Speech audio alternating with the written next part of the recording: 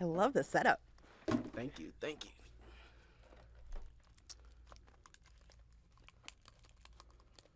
Oh my goodness. We're back at it again. Welcome back. This is the Entrepreneurship Mindset Podcast, where hustle meets strategy.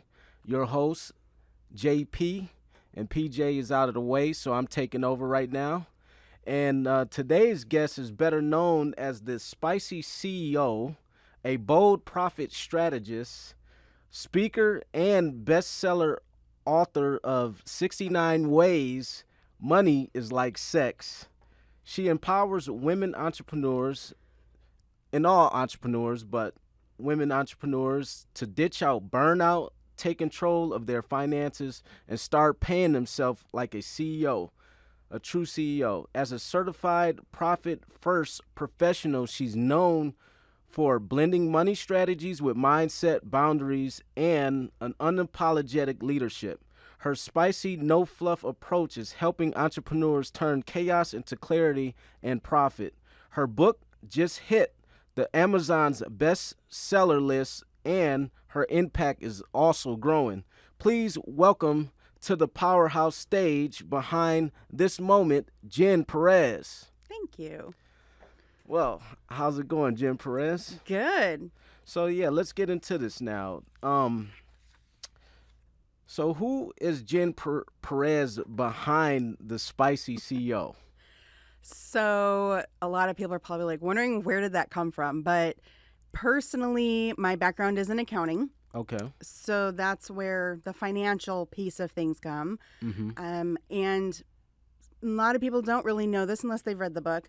But my degree is in sociology with a minor in human sexuality because I wanted to become a sexologist. Okay. So for like the longest time, I've been trying to figure out, how do you marry those two those two things without it being weird, right?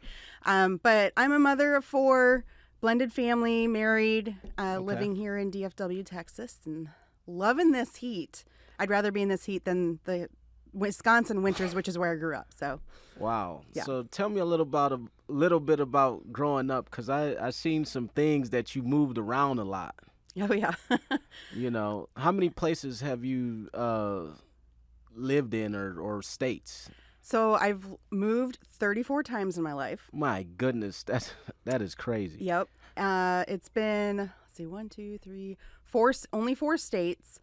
But really what happened is when I was young, so born in Chicago, raised in Wisconsin, college, Indiana, and then I've been in Texas since '08. My goodness. And 12 times since '08. So it's always been different reasons. Like growing up, it was parents moving in and out of houses. Even at college, some people, you go back for the summer and they're like, oh, that doesn't count. I'm like, yes, it does, because it was a different house than last summer. So when you count all of those up, I think the longest I've lived in one place was 5 years, which was the rental house I had before the current house we own. We just haven't lived at our current house long enough to bypass that yet, but I've moved a lot, and I'm not in the military or anything like that, just various reasons. That's usually military people that move a lot. I mean, that's a lot of inconsistency in reference to just not having stability and stuff. But I mean, hey, more power to you. Now, what was your first experience with entrepreneurship or leadership that really kind of shaped you? Oh, so when I was a senior in high school, I actually walked away and said, I want to be a CEO of a corporation. Like, that was my all-time goal. Because I grew up in a town where if you weren't part of 2 families that owned the town, you didn't own a business. So I didn't know what entrepreneurship even was. But when I finally got out into the real world and went off to college, I actually started off in Mary Kay Cosmetics. Okay. Yeah. Not my specialty, but I was really enjoying the business aspect of that too.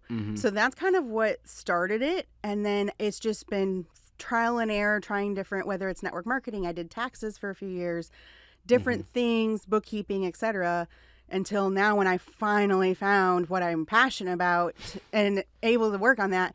But it's been a journey. I don't think there was one point other than when I was 18, and that's when I first started business. Okay, and you mentioned a sexologist. What is a sexologist? So it's somebody that studies sex, and there's various topics. It can be sexual health, it can be condom usage, the LGBTQIA plus community.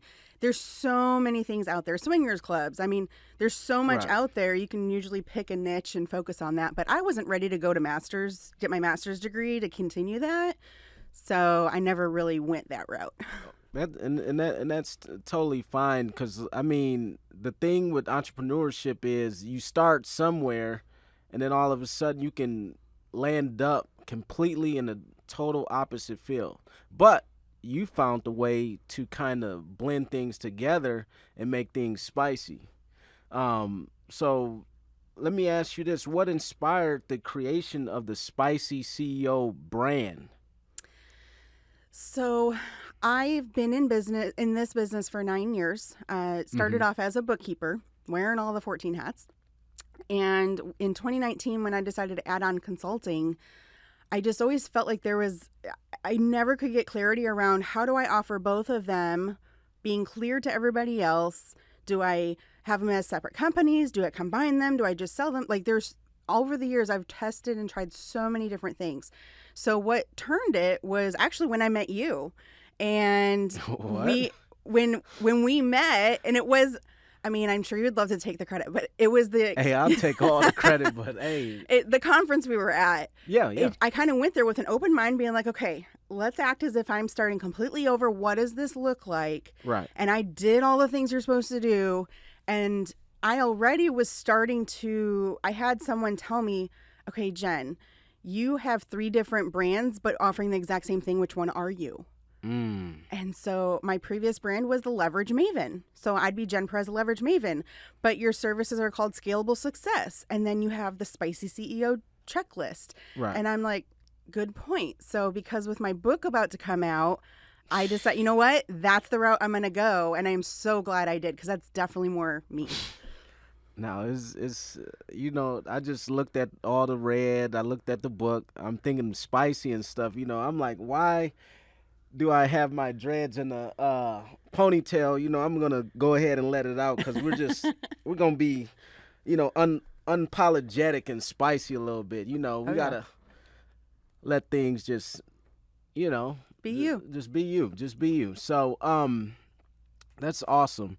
Now, you said wearing 14 hats, and there's a saying, the 3 B's. You're going to be going down Busyville, you're going to go down the Burnout, and then you're going to go down Brokeville. But you specialize, or what was that thing that led you to focus to helping entrepreneurs avoid the burnout aspect of business? So honestly, when I first started, it was a side hustle. It was, oh, you know how to do bookkeeping? Can you do mine? Sure, why not? And that started growing without me trying. So I decided to focus on it as a legit business, running it, still working corporate at the time, which I had left back in 2022. And what happened is, as I was growing in that business, I started making some money, and I've always heard the concept of pay yourself first, but I didn't know what that really meant in business. Right. So when I'd ask Facebook groups or people I knew, and they're all telling me to read this one book called Profit First by Mike Michalowicz. And I'm like, okay, come on. I've got a ton of, everybody's telling me to read books. I don't have time to read books. I'm a very slow reader. I'd be lucky if I finish it. And I'm like, just give me a formula, a percentage, a dollar, I don't care. Just tell me what I'm supposed to do. Right. So nobody would. Read the book in 2 days and finished it. Wait, you're a slow reader. Yes. But was the book so juicy that you had to finish it right then and there? Yes. And then how soon did you start implementing some of those principles? Then and there. Wow. So in the book, I'm going to be honest, it does say, okay, stop and go do what we did. And I was on a road trip. So I fortunately had some of the time to, because I wasn't driving, and so I could do it. And some of the things I couldn't do, I put on the calendar to do when I got back.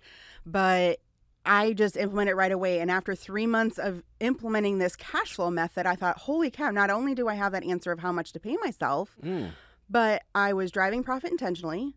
I was saving for taxes because, well, Uncle Sam wants to get paid too when you're making money. And I had a deeper awareness of my expenses, which I thought I already did being in the bookkeeping industry. So I thought, oh my gosh, I can actually help my clients, because so many times I've tried to teach them about financial statements. Right. And I swear sometimes it's in one ear out the other because I couldn't grasp it. Or I might have been using accounting jargon. And so this was a great way to put things in terms that they understood, and helping them beyond just tracking the numbers for them, Right. but understand those numbers so that they can grow and reach whatever their goals are. So in business, communication is very important. And then you having the accounting background, it's like clear eyes, dry eyes, or whatever that commercial is. But it's like people don't want to hear that nonsense and stuff. But I mean, you have a personality where you got out that shell to communicate and teach, finances, and make it a little bit, fun or spicy, as you are the spicy CEO. So let me ask you this then. What is the number one profit killer habits you see among entrepreneurs? There's a lot, to be honest. I would say one of the top profit killing habits is that they're not paying themselves first and consistently.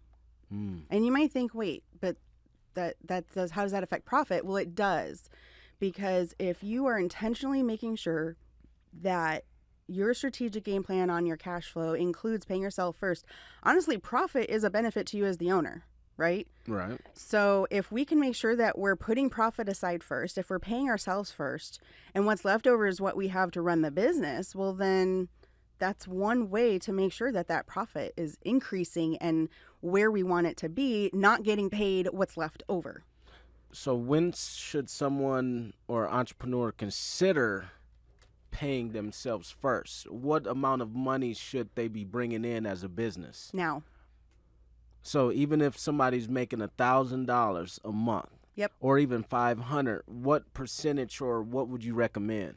So there's a general rule of thumb, but I'll say everybody's got, do you have capital? Do you have a spouse that pays your bills?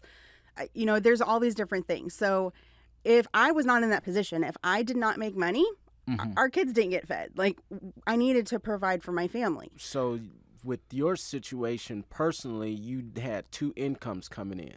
Correct. And you were actually working a little bit corporate and then running this on the side. So you had multiple streams, but at least you had the guaranteed income coming in from your job. And then your husband, right? Correct. Okay. Until I left that job in 2022, and since then I've been full-time business. So I had to make sure, and I came from a financially healthy job. Okay. And so I made more than my husband. I always have, and we know that. But if I didn't work, for example, or I didn't make money, that would have been a huge impact on our family. Right. And see, the thing is you guys had a financial blueprint.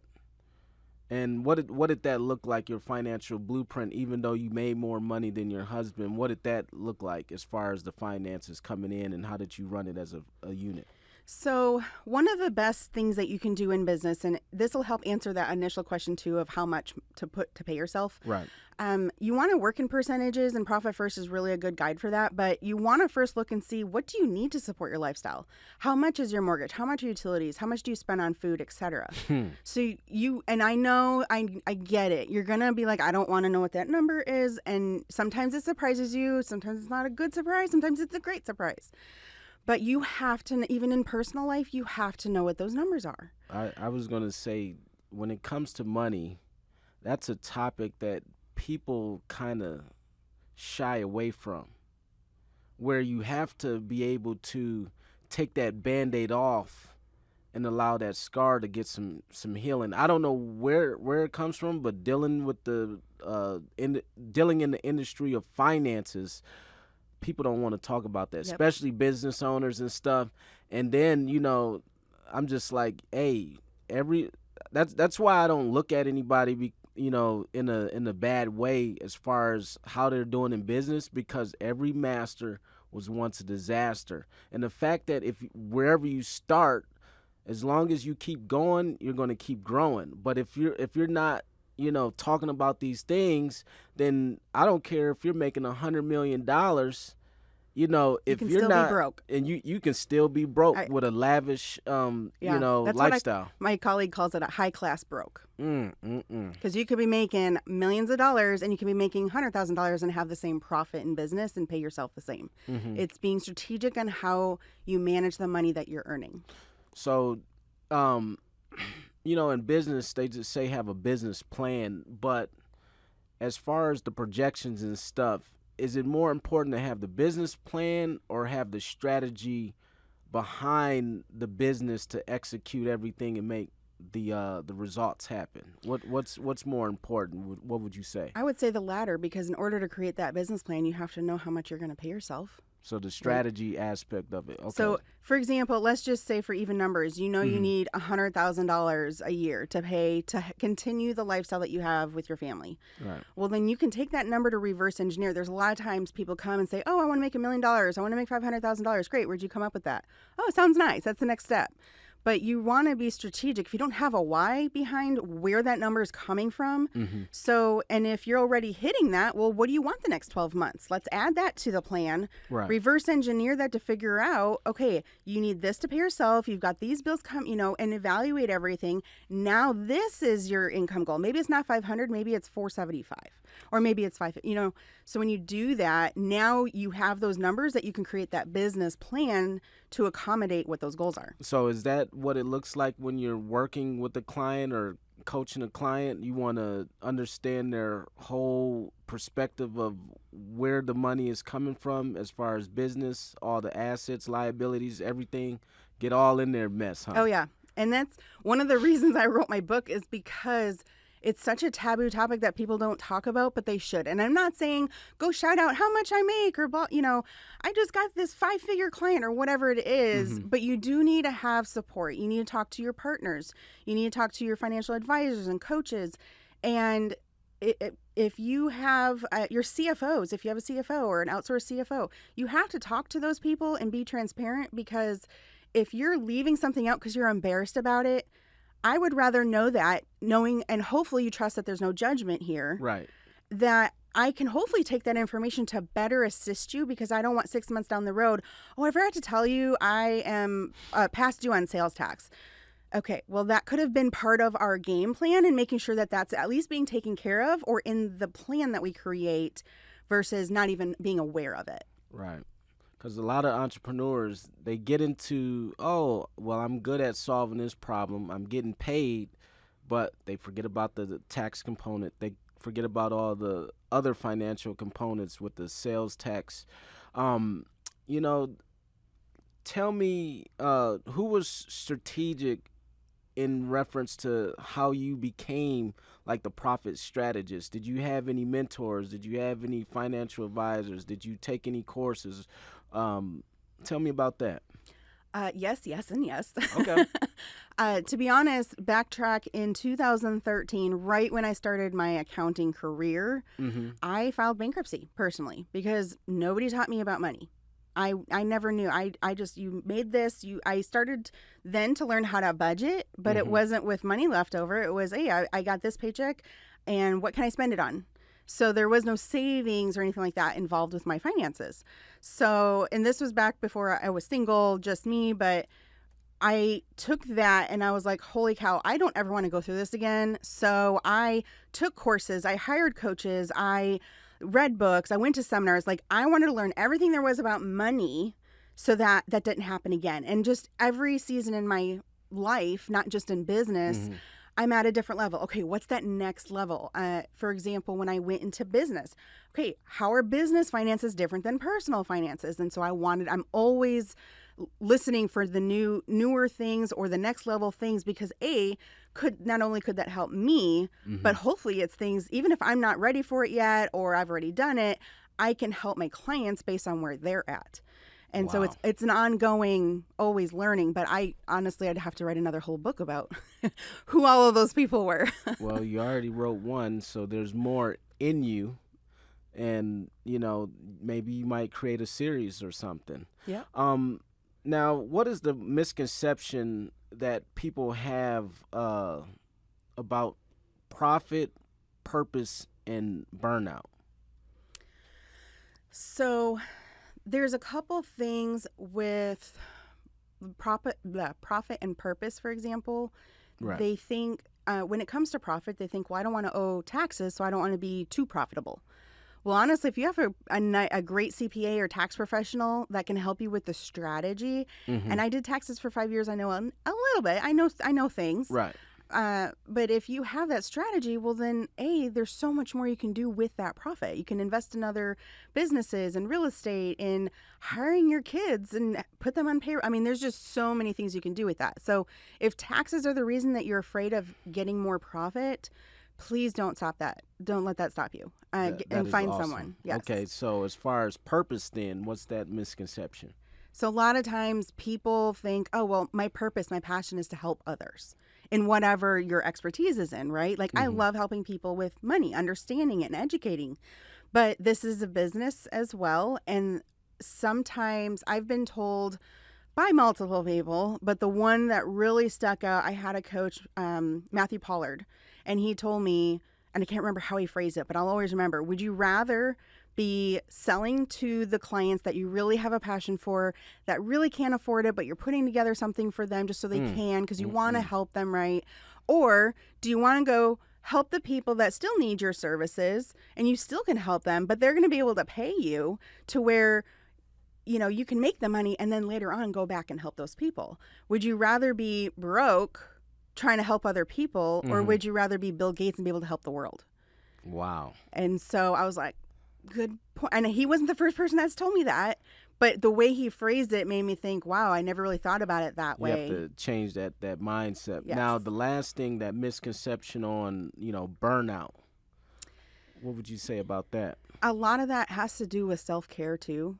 So if you're hustling and you're grinding and there are seasons for that, don't get me wrong. But when you're doing so much that you feel like you're going to burn out, you have got to leverage other people to help you. You've got to be open to asking for help, whether it's, hey, I am looking for clients. Hey, do you have strategic partners? Whatever that is. And that's that communication, being open to that. So being open to it, don't be so prideful. Don't be just a solopreneur. Just because it's your baby, you don't have to hold on tight to it. You need to be able to release it. Yes. Because, in business, to elevate, you have to delegate and automate. Yep. And so, we have the AI out here to help us, navigate and just be more efficient out here in business. Now, let's get to this book. The title of your book is Bold. What's the story behind that? So you already know my background, but what helped me put this together, and it's in the book too, the full story. I don't have time to go into all of it, but right. I do a lot of networking. And in the networking, I just couldn't understand it. I'm attending all the time. I'm sending referrals. I'm meeting everybody, but nobody is sending referrals to me. So as a profit strategist, so I thought, well, what is going on? So I had a conversation with a colleague, and I'm like, give me the feedback, like be constructive feedback. I can take it. I'm a big girl. And she's like, Jen, it's like seeing a gynecologist for the first time. Okay, tell me more. And she's like, I know you might not be able to relate, but she's like, well, it's all the emotions that go into it. You're not sure what's going to happen. What are they going to see behind closed doors? Are they going to judge me? What are they going to see? All of that. It's the same thing with money. And people have that fear. They have to build that trust factor. Right. So I took that analogy, did it in like a 30-second commercial in a networking group I'm part of. Everybody's phones went down, heads went up, and I had the whole room, which sometimes is hard when you've been there all the time. They know your spiel usually, or they know what you do. Right. And everybody was like, that was awesome. So it also having that safe space to practice different things. Right. I went to there's 2 more steps. I went to a mastermind, and 2 people, Scott Simpson and Marley Jacks were hosting it. And I pulled Marley aside, and they teach you about YouTube. Right. And they said, well, find a passion or a hobby that I'm like, I'm running a business and a household. I got 2 little kids. I don't have time for a hobby. So my passion has always been the sexology. I just never knew how to bring that back into life. And I asked her about that because they would say, well, if you like mountain biking, go mountain biking, take videos of it at like a GoPro or something, and talk about health insurance if that's what you did or whatever. Right. And so I asked her, she was like, you've totally got to do this. So I was like, okay. And then the third one, I went to a conference. They taught on how to write a book, which I've heard many times. Right. And then Scott McCain got up and talked about his story of Taxi Terry, how you have to be creatively different. And I was like, okay, if that's not the final sign that I need to do this. So the book actually started off with 100 ways money is like sex. And then I was like, why 100? And so I just did 69. And what some people don't know, there's a QR code in the back of the resources page that you can actually get 8 unpublished ways. Because I had another friend who, she's like, why don't you say 77 ways? I'm like, what? Why? Right. No, now, we need to use the number 69. It's very catchy. Right. But where she got it from, I thought was very cool because she said, well, getting 8 more is better. And I had to, every time I say it, you have to take a second. Some people, it takes a minute to get it. And so. Slow it down. Say it one more time. Because, sometimes it goes over people's heads. Yes. So getting 8 more is better. And in writing, it's a lot easier to see it because you can spell it out ATE. Right. Versus the number 8. Right. So when you go on that, you'll get the 8 unpublished ways. Because I'm like, I really love that idea, and I wanted to find a way to mix that in. Cool. So speaking about balance, wellness, and burnout prevention, what is your daily ritual, boundaries, and mindsets that keep you aligned?